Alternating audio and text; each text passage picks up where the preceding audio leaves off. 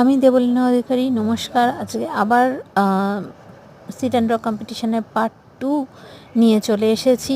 এখন আপনাদের সঙ্গে আমি দেবলীনা অধিকারী।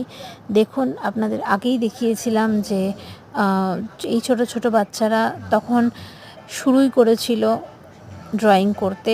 এখন দেখুন তারা প্রায় শেষের দিকে প্রত্যেকে এত সুন্দরভাবে তাদের আইডিয়াগুলো ফুটিয়ে তুলেছে রং তুলির মাধ্যমে।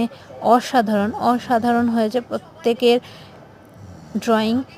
আপনারা দেখুন এবং কমেন্ট করে জানাবেন যে সত্যি এরা কত সুন্দর এঁকেছে কিনা।